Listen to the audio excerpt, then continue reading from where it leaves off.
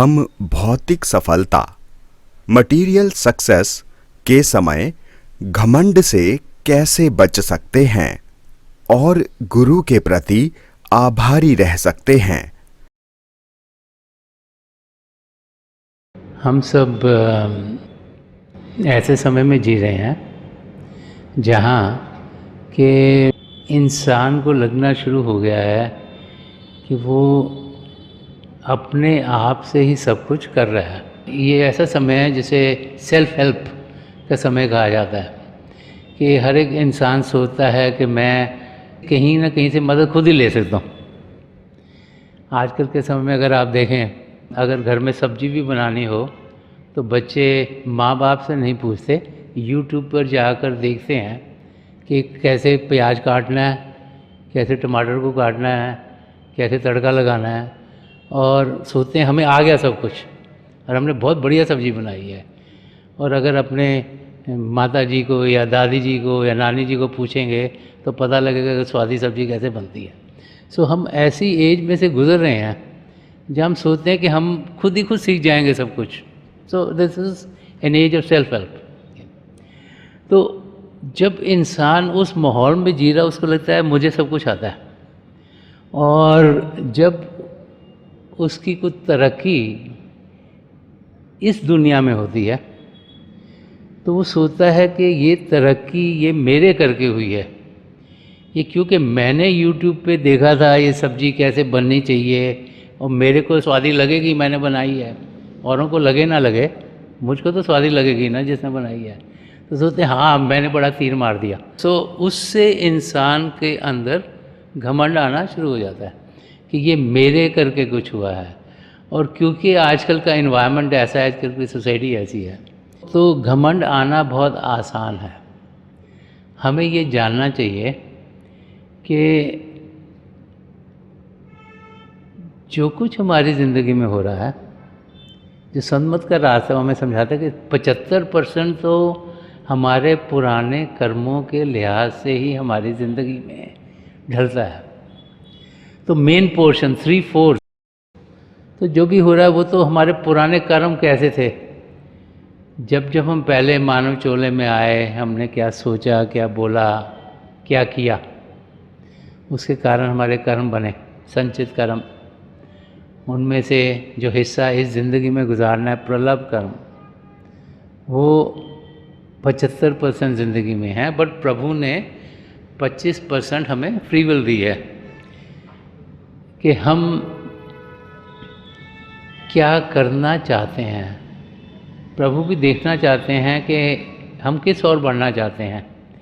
क्या हम में कोई लगन है प्रभु को पाने की, कि हम सिर्फ इस दुनिया की चीज़ों को ही पाने की कोशिश करते हैं। तो जब ध्यान बाहर की दुनिया में होता है तो लगता है कि बाहर की दुनिया में अगर कुछ मिलेगा तो वही सही सफलता है, तो इंसान उस ओर बढ़ता है। और जब बाहर की चीज़ें उसे मिलनी शुरू होती हैं तो इंसान की हमें ईगो बढ़नी शुरू हो जाती है, और जब ईगो बढ़ती है तभी इंसान के अंदर घमंड आना शुरू होता है। तो ये सब कनेक्टेड हैं। जितना ज़्यादा ध्यान बाहर की दुनिया में करेगा और सोचेंगे कि बाहर की चीज़ें हमें चाहिए, और जितनी अगर मिलती जाएंगी हमें, उतना ही हमारा घमंड बढ़ता चल जाएगा, और उतना ही हम देखेंगे कि हम ज़िंदगी ऐसे जी रहे हैं जैसे सब कुछ हमारे करके हो रहा है। जब ध्यान हम असलियत की ओर करते हैं, और जब हमें ये समझ में आ जाए कि अगर पत्ता भी हिलता है तो प्रभु की रज़ा में हिलता है, कि सृष्टि में जो कुछ हो रहा है वो प्रभु की रज़ा में हो रहा है। ठीक है, उन्होंने हमें लॉन्ग रोप दे दी है कि 25% हम जो मर्जी करें, लेकिन वो भी उनकी नॉलेज में है।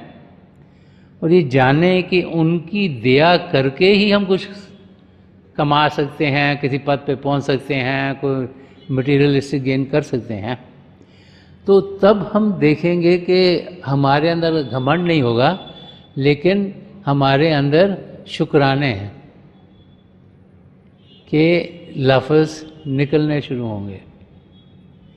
तो इंसान को समझना चाहिए कि ये सृष्टि प्रभु ने रची है।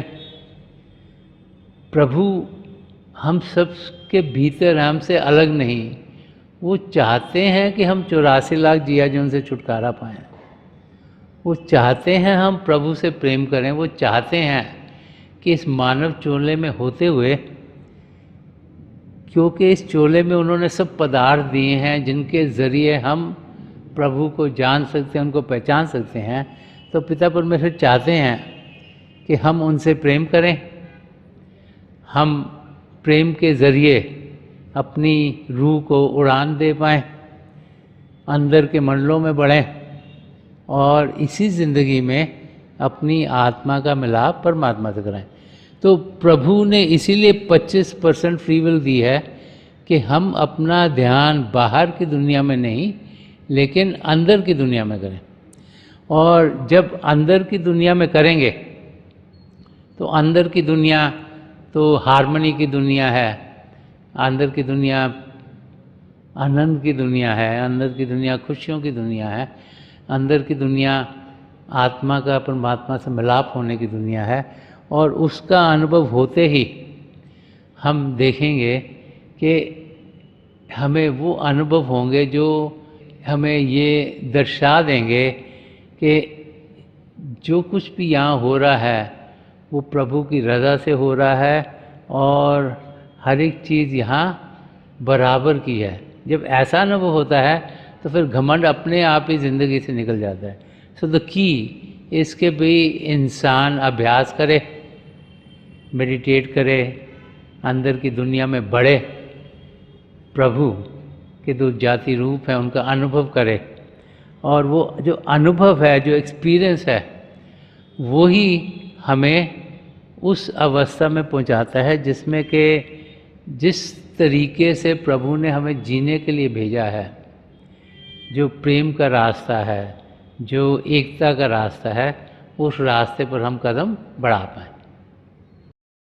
क्या केवल ज्योति और श्रुति का अनुभव होने पर ही हमारे कर्म कटते हैं या फिर भजन पर बैठने से ही कर्म कट जाते हैं? हजूर बाबा सावन सिंह जी महाराज फरमाया करते थे कि अगर आप भजन पर बैठे होंगे और अगर आपको लगे कि आपको कुछ दिखा नहीं या सुना नहीं, फिर भी आप भजन पर ज़रूर बैठिएगा। भजन पर बैठना कोई एनालिसिस का टाइम नहीं है। जब हम भजन अभ्यास पर बैठते हैं, हमें इस तरीके से बैठना चाहिए कि जो कुछ हमें मिल रहा है वही हमारे लिए बेहतर है।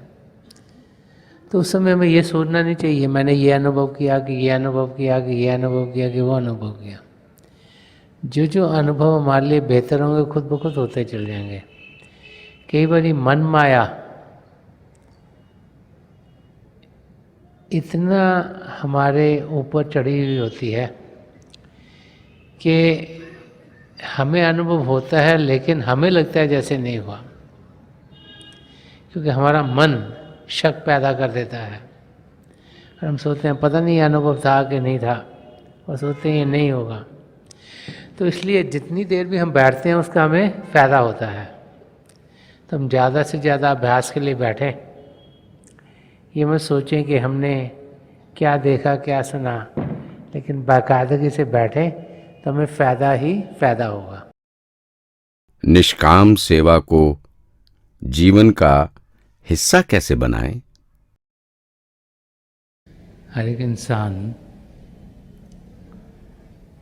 सेवा तब करने की कोशिश करता है जब उसे लगता है कि किसी को ज़रूरत है। अगर हम अपने आसपास देखें तो हम देखेंगे कि बहुत से भाई बहन हैं जो कि नीडी हैं, जिनको ज़रूरत है। किसी को शायद खाने पीने में दिक्कत होती हो, किसी के पैसे शायद पैसे ना हो अपने बच्चों को पढ़ाने लिखाने के लिए, कोई और होंगे उनको शायद कपड़े ख़रीदने में भी मुश्किल पड़ती हो। और ज़िंदगी में हम देखें तो बहुत से ऐसे लोग हैं जिनकी जो रोज़ की ज़रूरतें हैं वो पूरी नहीं होती। अनफॉर्चुनेटली इंसान ऊपर की ओर देखता है और नीचे की ओर नहीं। वो सोचता है कि शायद मेरे में कुछ प्रभु ने ऐसे कर दिया कि मुझे ये नहीं मिला, मुझे वो नहीं मिला, और हम जो हमें लगता है हमारे पास है नहीं, उन्हीं चीज़ों को पूरा करते करते ज़िंदगी गुजार देते हैं। ये भूल जाते हैं कि बहुत से लोग हैं जिन्हें बड़ी तकलीफ़ें हैं। हॉस्पिटल में जाओ तो हज़ारों लोग दुखी हैं शारीरिक तकलीफ़ों से। बहुत सी जगहें हैं दुनिया में जहाँ बच्चों को एक बारी भी दिन में खाने को नहीं मिलता, और बहुत सी तकलीफ़ें हैं हर एक की ज़िंदगी में, जिसे जहाँ भी वो रहता है वहाँ तकलीफ़ हो रही है। तो निष्काम सेवा भाव इंसान के अंदर जागृत तब होता है जब वो अपनी निगाह ऊपर से हटाकर नीचे की ओर करता है। जब वो ये देखता है कि मेरी अपनी ज़िंदगी तो औरों से बहुत बेहतर है, कि मेरी अपनी ज़िंदगी में तो मेरे पास बहुत कुछ है, तब फिर वो औरों से बांटने की कोशिश करता है, उनको मदद करने की कोशिश करता है। तो रोज़ाना जब हम उठते हैं और प्रभु से शुक्रिया अदा करें कि प्रभु ने हमें इस हाल में रखा है जिसमें हम हैं, और जानें कि बहुत से ऐसे हैं जिनकी वो हालत नहीं। तो इंसान जब उस अवस्था में पहुंचता है, जब उसको अंदर से शुक्राना आता है, जब अंदर से उसे लगता है कि प्रभु ने मुझे बहुत कुछ दिया है, तभी निष्काम सेवा भाव के लिए उसके कदम बढ़ने शुरू होते हैं। तो हमें ये जानना है कि प्रभु की हम पर देन है, उन्हीं की देन से हमारी ज़िंदगी इस समय चल रही है। और बहुत से ऐसे हैं जो उस लेवल तक पहुंच नहीं पाते। तो हमें अपनी ज़िंदगी में उन्हें दिलो जान से मदद करनी चाहिए और करनी है। जब इस किस्म के भाव इंसान के अंदर आते हैं तभी वो सही मायने से सेवा करता है। और निष्काम सेवा तब हो जाती है जबकि किसी की मदद कर कर हम फिर कोई रिटर्न्स ना चाहें। बहुत सी बार इंसान जब किसी को कुछ देता है, चाहे शारीरिक रूप से अब मदद करे, चाहे मानसिक रूप से मदद करे, चाहे फाइनेंशियली हेल्प करे, या किसी और तरीके से जब किसी को मदद करता है तो उसके वास्ते वो कुछ वापस चाहता है। जब उस किस्म के भाव हों तो फिर वो जो देना है वो एक किस्म का बिजनेस हो गया, लेन देन हो गया। लेकिन जब भी हम मदद किसी की करें, इस भाव से करें कि हमें कुछ वापस नहीं चाहिए, कि हमने किसी की मदद कर दी क्योंकि प्रभु ने हमें मदद करने के लायक बनाया है। आजकल के टाइम में बहुत से फास्ट फूड चल रहे हैं, जैसे इंडिया में भी कई खुल गए हैं अब तो, और बाहर के देशों में तो बहुत सी जगह हैं जहाँ के कारों के ज़रिए इंसान पहले खाना ऑर्डर करता है और फिर विंडो पे जाता है और वहीं से उसको खाने की चीज़ें मिल जाती हैं जो भी चाहिए। तो कारों के ज़रिए लोग खाना वहाँ से ले लेते हैं, निकलने की ज़रूरत नहीं पड़ती। तो एक वाक़या है रिसेंटली कि किसी ने जब अपना खाना लिया तो एक कप कॉफ़ी के पैसे ज़्यादा छोड़ दिए और कहा कि जो मेरे पीछे आ रहे हैं इनको कॉफ़ी का एक कप तो मेरी तरफ से दे देना।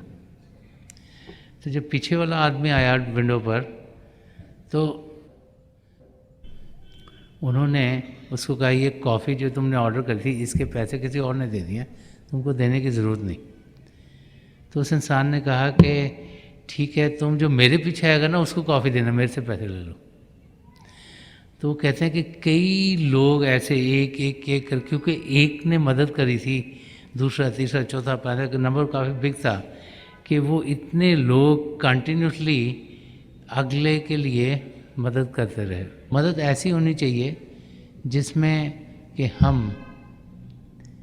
मदद इसलिए नहीं कर रहे कि हमें लग रहा है हमें कुछ वापस में फ़ायदा मिलेगा, पर मदद इसलिए कर रहे हैं कि हम चाह रहे हैं कि किसी की ज़िंदगी बेहतर हो, उसकी ज़िंदगी में खुशियाँ आएँ, वो आराम से जी सके, जो उसके पास है नहीं वो ले सके।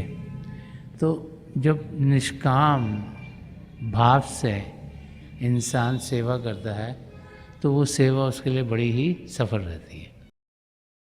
रूहानियत में वर्तमान क्षण में जीने पर जोर क्यों दिया गया है?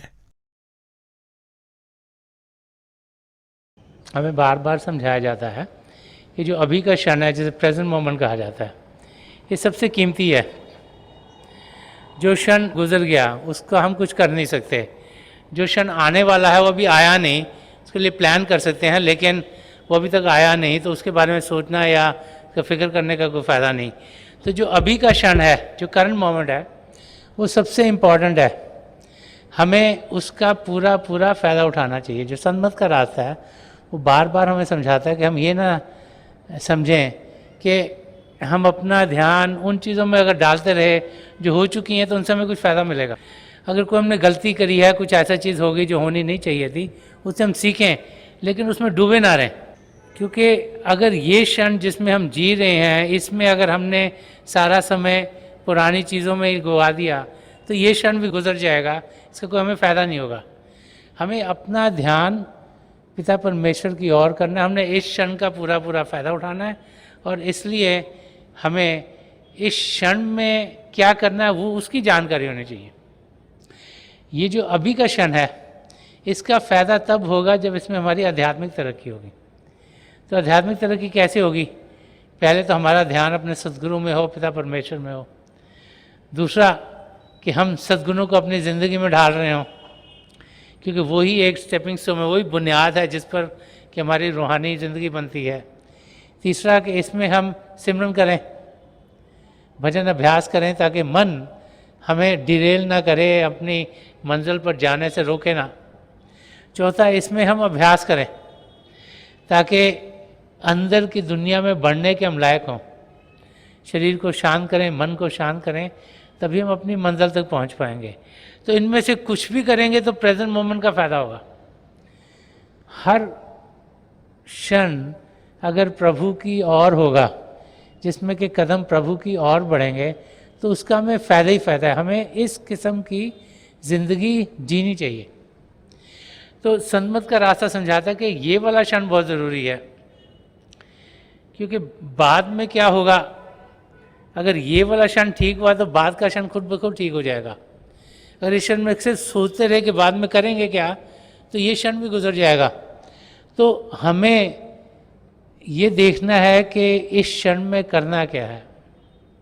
मन को शांत करें, शरीर को शांत करें, भजन अभ्यास करें, सिमरन करें या निष्काम सेवा भाव से मदद करें किसी की, वो भी इस क्षण के लिए फ़ायदेमंद है।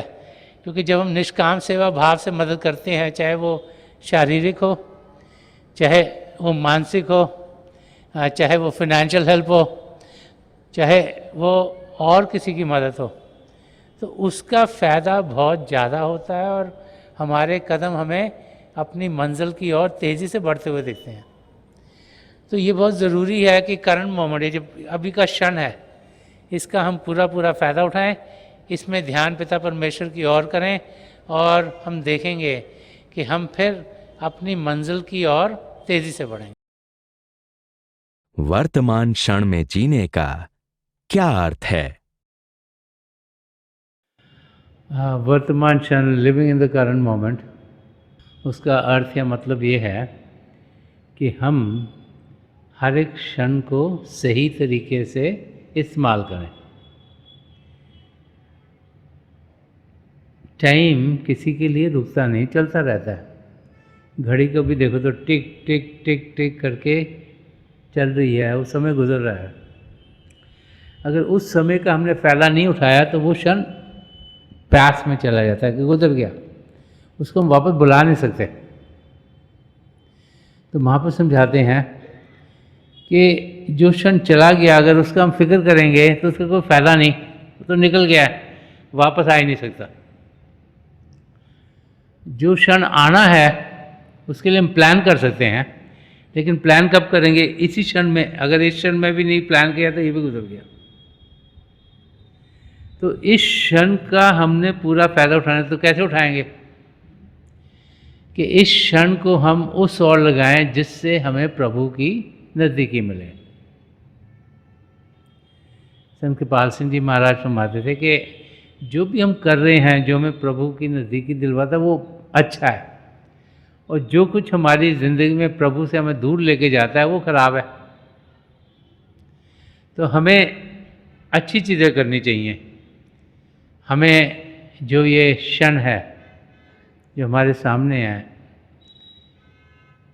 इसको उस तरीके से गुजारना है ताकि ज़िंदगी का जो मकसद है, जो अपने आप को जानना है और पिता परमेश्वर को पाना है, वो पूरा हो जाए। तो इस क्षण में हम क्या क्या कर सकते हैं? सबसे पहले तो इस क्षण में हम सत्संग में जा सकते हैं। जिस सत्संग में जाएंगे वहाँ सच्चाई सुनने को मिलेगी, महापुरुषों के वचन सुनेंगे तो हमारे अंदर प्रभु को पाने की इच्छा जागृत होगी। वो समझाएंगे कि हम भजन अभ्यास करें, तो इस क्षण में हम सिमरन कर सकते हैं, मन को शांत कर सकते हैं, भजन अभ्यास कर सकते हैं, अंदर की दुनिया में बढ़ सकते हैं। बार बार महापुरुष भी समझा गए हैं कि जो सेवा का फल है वो बहुत मीठा होता है। तो इस क्षण में जब हम सेवा करते हैं, जब किसी के मददगार होते हैं, इस करके नहीं कि वो हमारी मदद करेंगे जब हमें मदद चाहिए, लेकिन इस करके कि हम चाहते हैं कि उनकी ज़िंदगी में कुछ अच्छाई आए, जो कुछ तकलीफ़ है वो दूर हो उनकी। तो किसी की मदद करना निष्काम सेवा भाव से, वो क्षण का सही फ़ायदा उठाना है। तो इस क्षण में जीने का मतलब है कि वो कार्य किए जाएं जो हमें प्रभु की नज़दीकी देंगे। जब ऐसी ज़िंदगी जिएंगे तो हम देखेंगे कि हम अपने मकसद को बड़ी आसानी से पा लेंगे। तो थोड़ी देर के लिए आप सब अभ्यास के लिए बैठ जाइएगा। आप जहाँ भी बैठे हैं आराम से बैठिएगा, अपनी आंखें बंद कर लीजिएगा। ये जो आंखों के डेले आई बॉल्स हैं सीधे सामने होने चाहिए। आंखें बंद करते ही वो भाई बहन जिन्हें नाम की देन मिली है आप सिमरन कीजिएगा, और जो भाई बहन यहाँ नए हैं आप पिता परमेश्वर के किसी भी जाति नाम का जाप कीजिएगा। जाप मन ही मन करना, ऊंचा नहीं दोहराना। आपके सामने रोशनी के चिन्ह दिखेंगे और बहुत से नज़ारे आपको देखने को मिलेंगे। जो कुछ दिखता है उसके बीच में देखिएगा, और जो जो आपके लिए बेहतर है वही प्रभु आपकी ज़िंदगी में ढालते चले जाएंगे। मेरी पिता परमेश्वर के चरण कमलों में जो पिछली संचि के महापुरुष हुए हैं, हजूर बाबा सावन सिंह जी महाराज, परम संत कृपाल सिंह जी महाराज और दयाल पुरुष दर्शन सिंह जी महाराज के चरण कमलों में यही प्रार्थना है कि जो जो हम सबके लिए बेहतर हो वही हमारी ज़िंदगी में ढले। हम प्रभु की नज़दीकी पाएँ और उनकी जोत से जुड़ते हुए अंदर के मंडलों में उड़ान कर पाएँ। थोड़ी देर में मैं आपको इस बैठक से उठाऊंगा और मेरी शुभकामनाएं आप सबके साथ हैं।